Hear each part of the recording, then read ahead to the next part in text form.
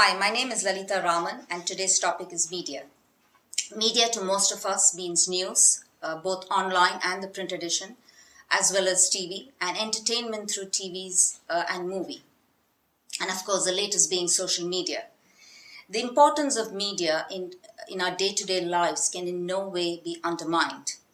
One of the basic tasks of media is to provide true and objective information so that people can form their opinions, and this is especially true in a democracy.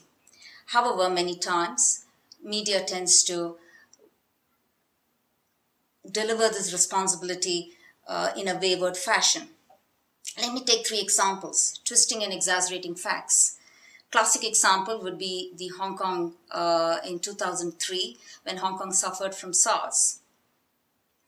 Almost every newspaper and both local and international, as well as the TV, again local and international, had headlines which almost seemed to suggest that if one dared to walk on the road, one would drop dead. And this was absolutely not true. Agreed, the situation was bad.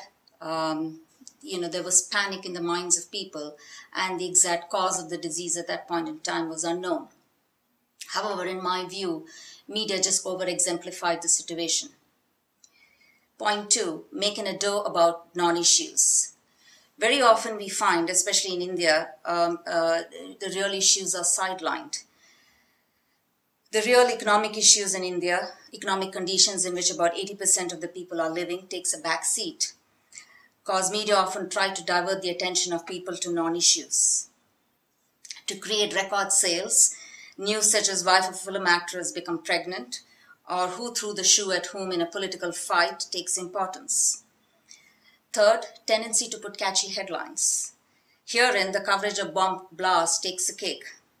Many TV channels are super quick to enlist the parties responsible for these bomb blasts. And you almost wonder, how did they manage to get hold of a list so quickly? A lot of times, the India-Pakistan twist is also added to the bomb blast in either of these countries. There's always a tendency to brand all Muslims as terrorists and bomb throwers, and this seems to be a worldwide phenomenon. And I have always wondered why that's the case. Fact is that antisocial elements exist in every country and in every society. It does not matter whether they're Hindus, whether they're Muslims, Sikhs, Christians, or any race, religion, or caste. Good and bad is part of this world. However, the manner in which such news is shown on TV screens and published in newspaper tends to play on religion and sensitivities, which irks the sentiment of the public. Why does media add fuel to the fire of divide and policy, which the politicians are very fond of in many of these countries? Various interviewers and anchors at various TV channels have a knack of asking the most insensitive questions to a family that has just suffered a loss of near and dear ones during these bomb blasts. Finally, movies and soap operas. Many Bollywood and Hollywood movies to some extent, and soap operas in my view, are responsible for elements like violence against women. Various forms of that take eve-teasing, harassment, the mother-in-law, daughter-in-law fights that are shown repeatedly. And these are not shown in a form to create and raise awareness. Rather, they're shown in a form as if they were part of normal life. Agreed, it is a responsibility of the audience at large to take away the good and ignore the bad.